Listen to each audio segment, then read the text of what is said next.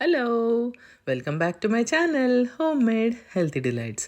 ఈరోజు నేను చూపించేది రసం రైస్ అండి. ఇది చాలా సింపుల్గా చేసుకోవచ్చు.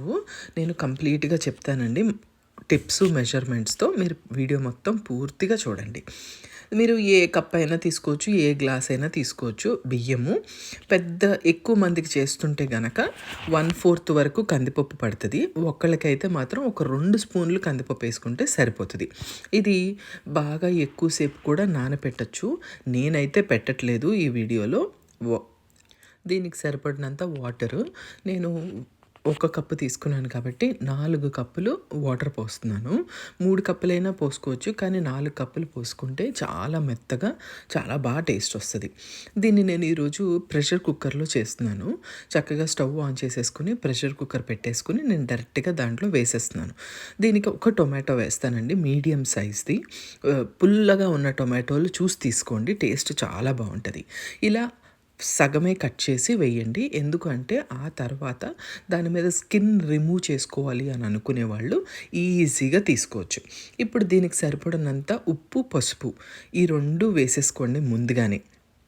వేసేసుకున్న తర్వాత నూనె కానీ నెయ్యి కానీ ఏదైనా పర్వాలేదు, 1 స్పూను. దాంతోపాటు చాలా చిన్న ముక్క చింతపండు వేయండి.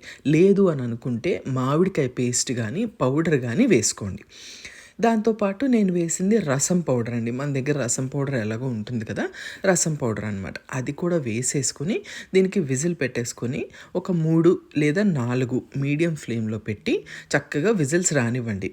ఆ తర్వాత న్యాచురల్గా దాని ప్రెషర్ రిలీజ్ అయిపోయిన తర్వాతే ఓపెన్ చేయండి. ముందు మాత్రం అస్సలు చేయకండి. ఆ తర్వాత టొమాటోకి ఇప్పుడు పీల్ చాలా ఈజీగా వచ్చేస్తుంది కదా. ఎవరికైనా ఇష్టం లేదు అని అనుకునే వాళ్ళు చక్కగా దీన్ని తీసేసి పక్కన పెట్టేసుకోవచ్చు. పక్కన పెట్టేసుకున్న తర్వాత దీన్ని మ్యాష్ చేసేసుకోండి. ఇది మంచిగా చాలా మెత్తగా మ్యాష్ చేసేసుకోండి. ఆ తర్వాత తాలింపు వేసుకోవచ్చు. ఈ మ్యాష్ చేసినప్పుడు మనకి వాటర్ ఏమన్నా పడతాయేమో ఒక్కసారి చూసుకోండి. పట్టినంత వరకు కొంచెం వాటర్ పోసుకోండి, ఒక చిన్న గ్లాసు అలాగా. ఎక్కువ నీళ్లు పోసేస్తే మరీ నీళ్ళగా తినేటప్పుడు టేస్ట్ బాగోదు. దీనికి ఇప్పుడు ఒక తాలింపు వేసుకోవడానికి ఒక ప్యాన్ పెట్టుకొని 1 స్పూన్ నూనె వేసుకొని ఎండుమిరపకాయ ఒకటే వేసుకోండి. దాంతోపాటు వెల్లుల్లిపాయలు 2-4 చక్కగా దంచేసి వేసుకోండి. కొంచెం మెంతి గింజలు కంపల్సరీగా వేసుకోండి. దాంతోపాటు ఆవాలు, ఇంకా జీలకర్ర ఇవి బాగా ఫ్రై అవ్వాలి. మెయిన్గా వెల్లుల్లిపాయలు బాగా ఫ్రై అవ్వాలి, అదే టేస్ట్ కూడా.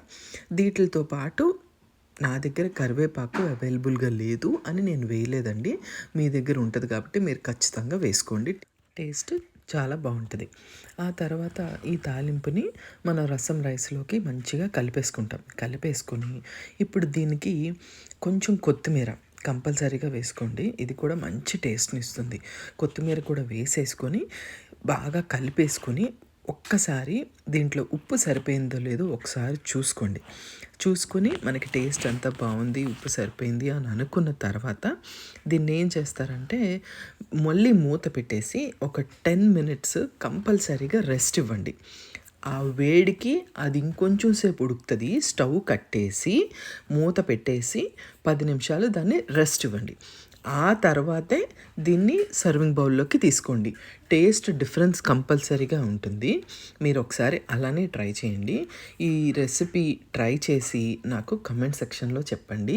మన దగ్గర వడియాలు, అప్పడాలు అలాంటివి ఎలాగో ఉంటాయి కాబట్టి హ్యాపీగా ఏమీ చేసుకోలేము అని అన్నప్పుడు, ఒక్కళ్ళే ఉన్నాము అన్నప్పుడు ఈ రెసిపీ బాగా యూస్ అవుతుంది. ట్రై చేయండి. Thank you. బాయ్.